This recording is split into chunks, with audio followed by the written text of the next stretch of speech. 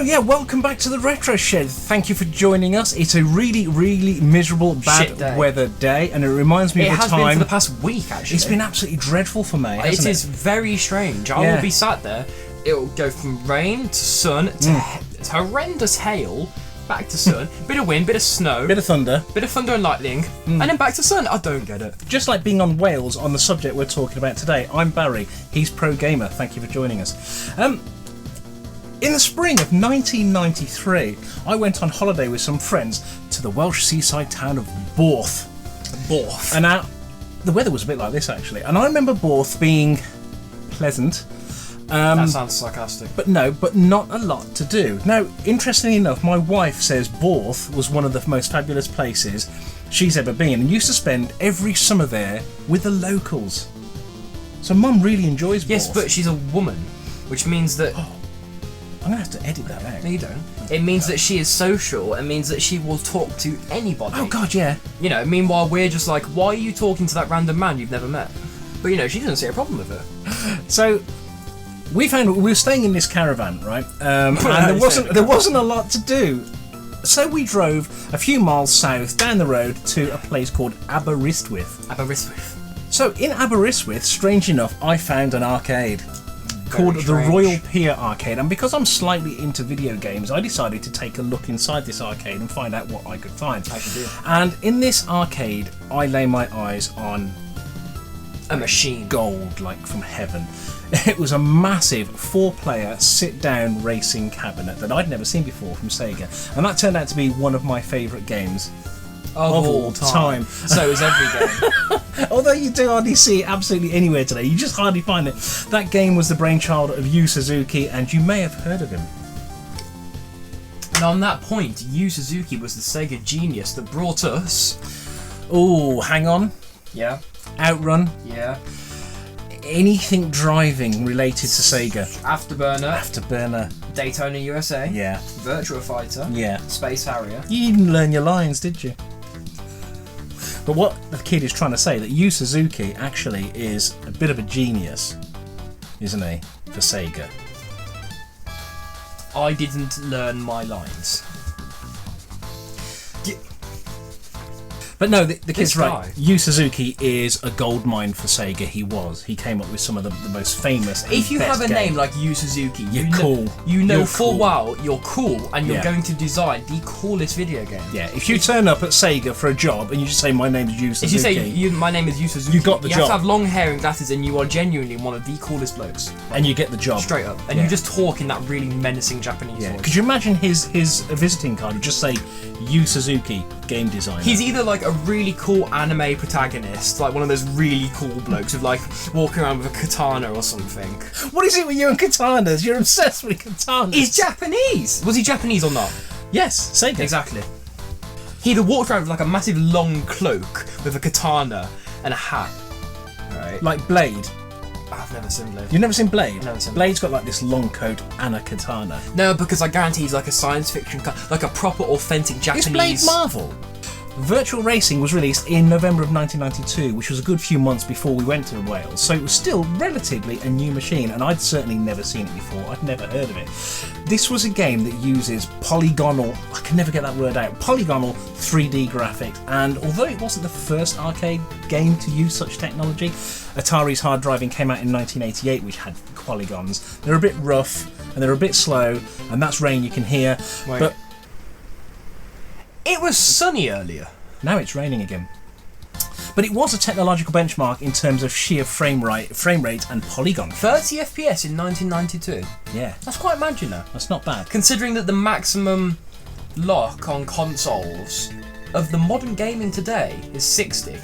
That's pretty good, you know. It's only doubled in 20 years, actually. Is it 20 years? That's more than that, surely.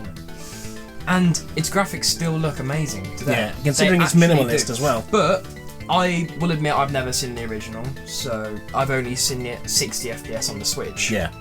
There are many games that have been released over the years that copy this look, and it still looks great today. It does, yeah. I kind of like the simple, like, geometrical shapes. Polygons, you mean? Yeah, I like it how it doesn't have textures. I like the solid colours of it. Yeah. Because it looks really simple. And that's it. See, you've hit upon that's But why it looks I kind love of it. sick at the It same time. looks stunning, doesn't it? I mean, take a look at Hot Shot Racing, right? Hot Shot Racing was released, I think, in 2019 as an example.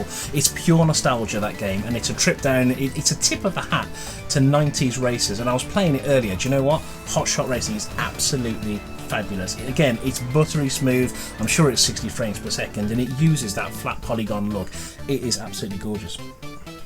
So the cabinet in Aberystwyth was a 4-player affair. This thing was huge. It was a big 4-player thing, and it had these lovely 25-inch CRT displays, and they were just stunning. And I think my monitor and my setup's bigger than 25-inch. That's not that big. No, not by today's like standards. that. No, not by today's standards. But back then, when you're sat in like a fiberglass Formula 1 car, and you've got a 25-inch screen about 2 foot from your face. Do you know why the game is so very rare to find? I do, yes. Oh, well, I'll tell you anyway. That CRT screen you mentioned had Zenith tubes in it. It did, yep, American, and they had I think. a manufacturing fault. Oh, of course. Yeah. They had a manufacturing fault that Yeah. caused them to fail after a few years. Yeah. So as a result, many of them aren't a thing anymore. Yeah, that's right. It's very difficult to find an I original think still working. It was probably a very expensive repair. Didn't they blow up? I can't remember why. I think the tubes just failed, and a lot of the machines were put out to pasture as a result, which is a Stupid massive shame. But then again, it would have been an expensive repair. I think the Japanese CRTs were much more reliable, so you'll probably find more of these games in Japan than you do but here Japan in is the UK. weird with their technology, though, aren't they? Like, no, just like really weird, cool shit like robots. Do you know, and in stuff. Japan, they have got cars that drive around vending KFCs. Yeah, exactly. No one's driving them, I don't think. They're just vans that drive that's around. What I'm saying. In Japan, those things can drive around and serve people anything. You know, fast food, items, coats if it's raining. You know, shit like that. Now, genuinely, shit like that. Like, instead of buying them from shops, if that was in England, Oh yeah. they would be destroyed. Do you know what? If there was a within robot 10 truck, minutes. yeah, if there was a robot truck trundling down the road tonight serving McDonald's, it'd be on its roof in 10 minutes on fire. In pieces. Yeah, on fire with all the stuff with stolen all the stuff inside. stolen. Stupid. So that's right. The Virtua Racing cabinet is very, very rare to find. However, around about I think it was October. I can't remember when we went to actual play Bidford. Went to play Bidford. We went to play Bidford, and sadly, play Bidford is no more. And they've got a Virtua Racer, and I was like, oh my god, you don't see these anymore. And I do think the screen had been swapped out. Interestingly enough, our friend from Southwest Amiga, Mr. David Rowland, was the service engineer at Play Bidford, and he has first-hand intimate knowledge of the Virtua Racing cabinet. So we thought we'd send our roving camera down to Dave's gaff down somewhere near Devon and asked him how he found working with the beast. So over to you, Dave. Thanks, Barry. Virtua Racing goes right back to Sega's entry into racing with 3D. And when I worked with Play Bidford, we had the twin game. However, there were a number of people who were younger than me, and the game just got a bit dismissed as the graphics looked simple compared to the likes of Daytona and Fast and Furious. But I really loved the machine. We found it was a bit of a challenge to keep it running. A lot of games don't have the spare parts unless you find someone who's scrapping a similar machine. On ours, the monitor and the second player died upon us within weeks of actually having the game in, which rendered the game to be just a single player.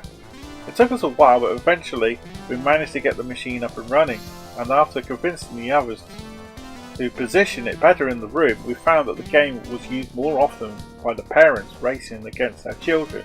It became one of our popular games. The actual games were on boards which actually sat underneath the seat of the car. So you'd actually have these special keys which you would unlock it, and then you would lift the entire seat section up. But it was all very, very simple to get in and to be able to address the issues. Now, one of the other good things about the game was the fact that you could link 4 twin cabinets together and therefore create 8 players to race against. There was another version of the game that was made, and it's called Virtual Formula, which is behind me here. Basically full size race cars, and it would actually move with the game, and you would have that big projection TV in front of it.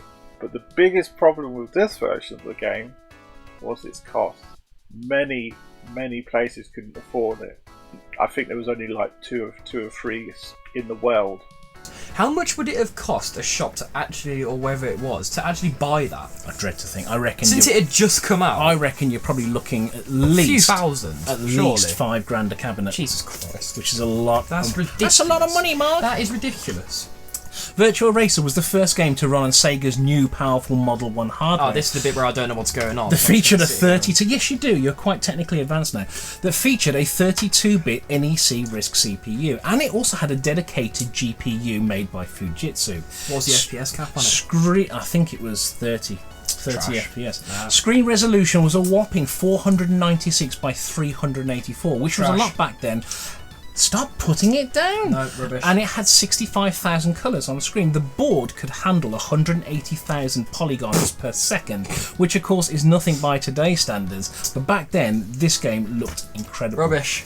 Sound was handled by 3 chips, a dedicated 16-bit sound CPU with 2 chips, one for music, one for sound. And it was also the first title from Sega to have the word Virtua in the title. Those specs are terrible. Stop being horrible. Let's be honest.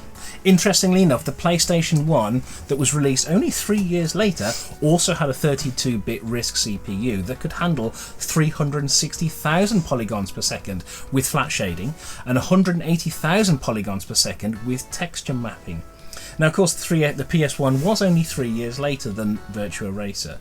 But having these polygonal powerhouses in our living room spelled the end for the large arcade machines, and we began to get hardware that was actually as powerful, if not more powerful, than these arcade machines. The thing is, you just don't get the same experience sat at home in front of the TV and with a console than you do in the actual arcade. It is a good point. With it your is friends. A good point. You can be a sado sat in your living room in front of your TV with a console. Don't What are get you me wrong. saying? I've been doing that for the past 6 years.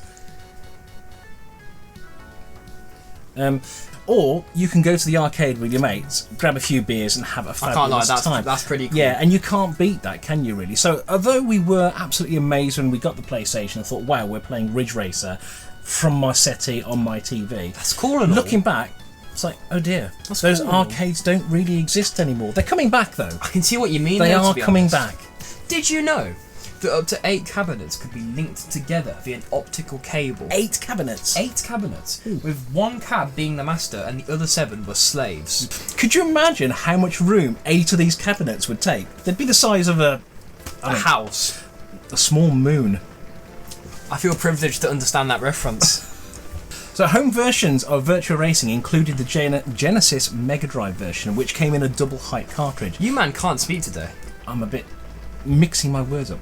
And the reason it was a massive cartridge because it incorporated Sega's SVP processor in it, because the Mega Drive really wasn't powerful enough to chuck polygons around. It wasn't designed to chuck polygons around. That sparked a mad memory. You know. So what happens is they put this chip in the cartridge and enabled the Mega Drive to play Virtua Racing. And do you know what? The results are not bad.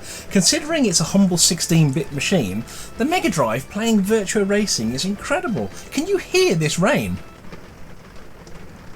So much later came the Sega Cd32 version of Virtua Racing, and it was a much closer match to the arcade machine, as you'd expect it to be.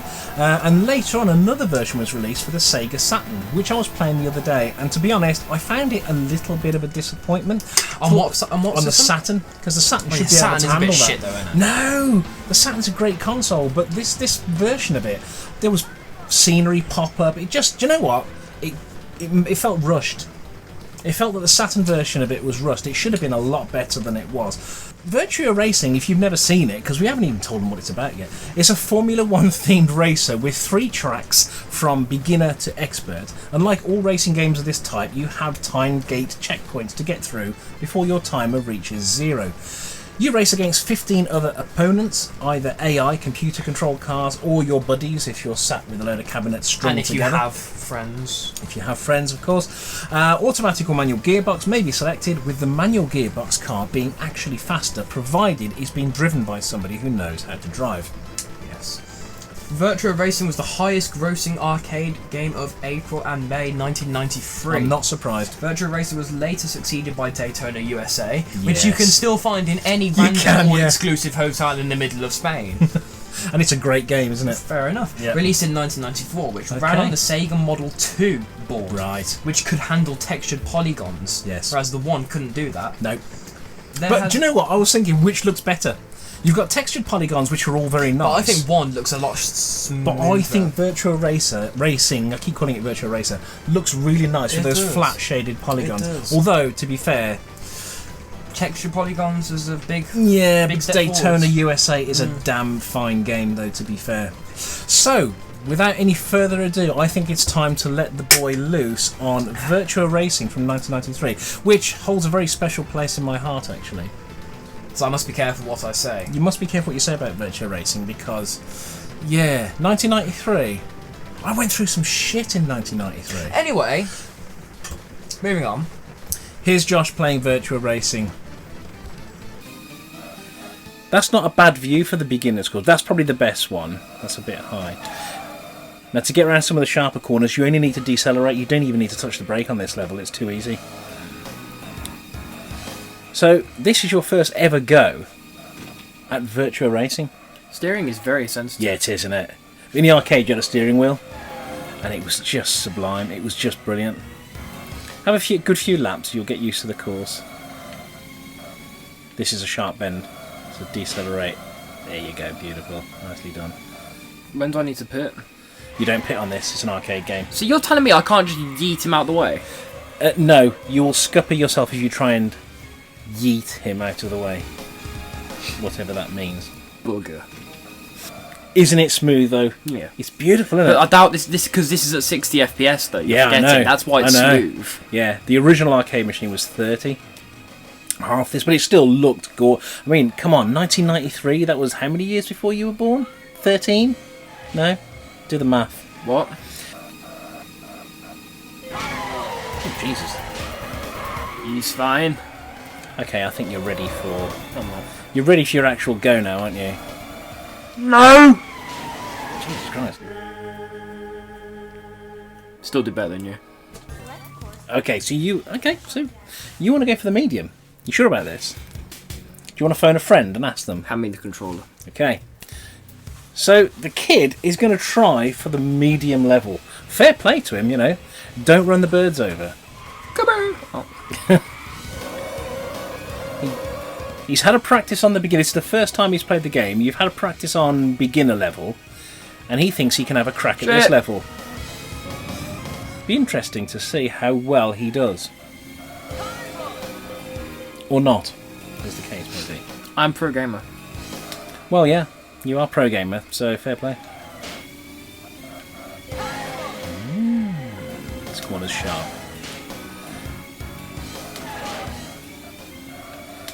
You know, it's Formula 1, not off-roading, don't you? Yep. Mate, this is the World Rallycross Championship from here. Network QRAC Rally. Facts. These lot are all try-harding. No.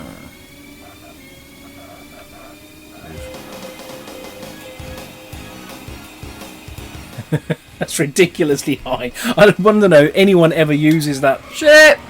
That's because you were messing around with your views, wasn't it? Yep. Does anyone actually use that far away view? I don't think so. If you are, you're just weird. It's Nah, like I a, like this it's one. like a helicopter. That's a good view because you do get to see this the map, road yeah. ahead. Yeah, yeah, and I do like the in-cockpit view. Shit! But it's too low. It's too low to the ground, and you can't see the corners coming. I don't think. I wouldn't say that's the most realistic view if you were a Formula 1 driver. This. Yeah, There it is. but it does work quite nicely. And don't you love that it's got that trademark Sega blue sky with the white clouds? There's always Every racing game the Sega have ever released has got blue sky and white clouds, Yeah. which is nice. My favourite sky in any Sega game, Outrun. Yeah. It's a beautiful sky, isn't it? Especially when you're racing along that beach. Anyway, we digress. The kid is doing all right, actually. You're 7th. It's a bit of shit, let's be honest. Well, no, considering you've never played it before, and this is the medium level. Yeah, I thought you was going to come off then. Too good for that. Look at how my car is just faster than everyone else's. But I'm still shit. You're not. No, you're not shit. You're 7th. I'm going to have a go at this level after you. 6th. Yeah, 6th position. That's not bad, considering this is your first ever go on this level. I'd love to find a double cabinet and race you on it.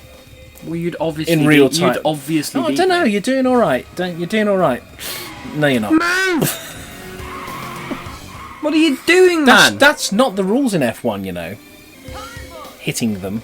Unless you're Hamilton, of course. Get out of the way. Why am I spinning around in a circle? Like, who asked you to do that? Stop it. So, it's game over. Game over. 5 seconds. Of course it's not. It is. You're not going to make it. Don't be stupid. You're not going to make it. Jeez. Oh, yes, so that's realistic. 8th. Yes, my car is acting like a dog's tennis ball. It's not meant to be realistic. Right, let's have a go Why at that is level. it bouncing around the place like a bouncy ball? So, what's interesting is... 4 wheels on the ground. Last night, I was playing Formula 1 2020, wasn't I, Josh? Yes, he was. And I was in the Vietnam Grand Prix. Yes, he was. And I'd qualified 14th, which is dismal. And he came second. I'd qualified 14th. He came third. Well, no, what happened was... He was first. I started P14, I got to P1, I fought my way through the ranks. Through the ranks. I was doing really, really well, and it was the last lap of the race. And he was first. And I was in first place, and my tyres were knackered.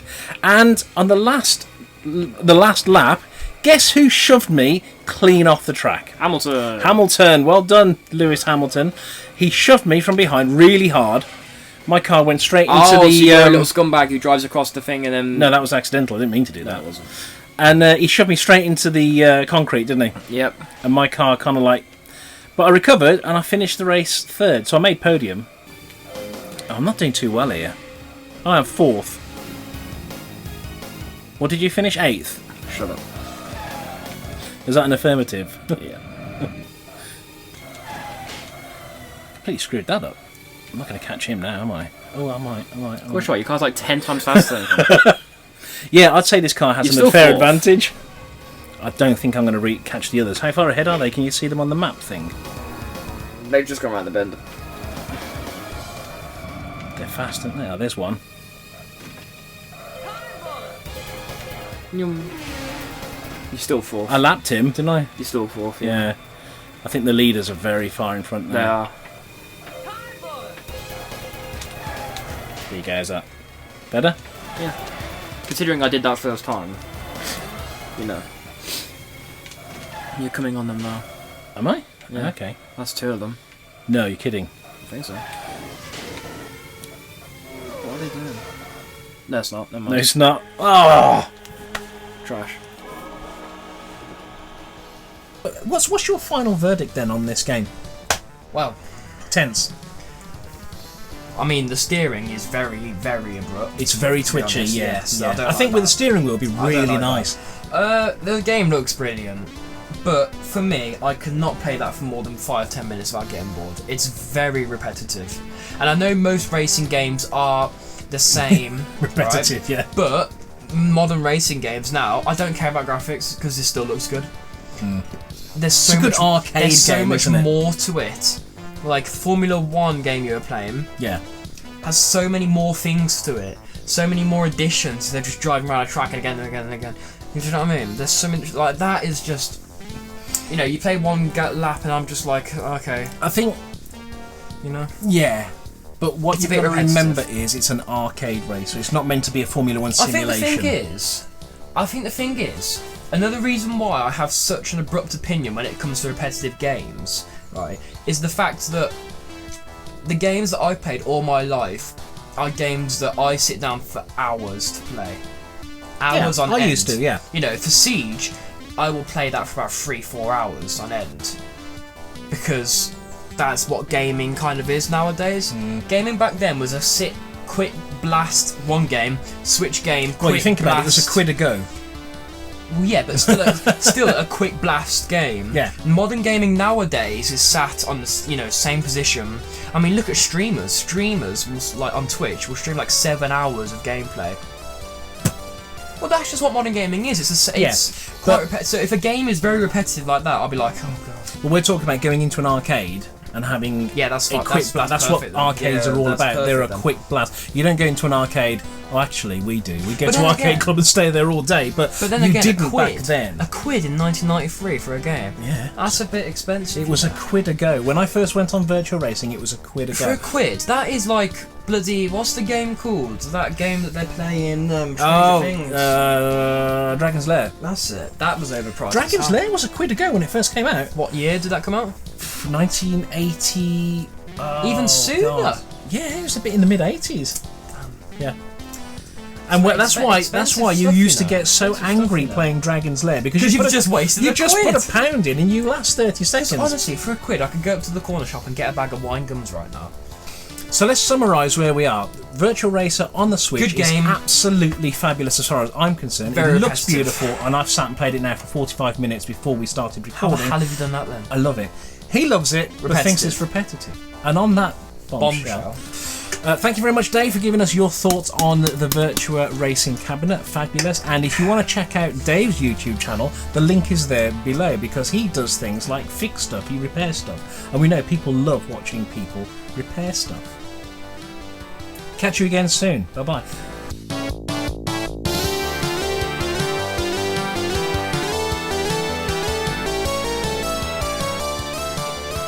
Not stick drifters. Yes.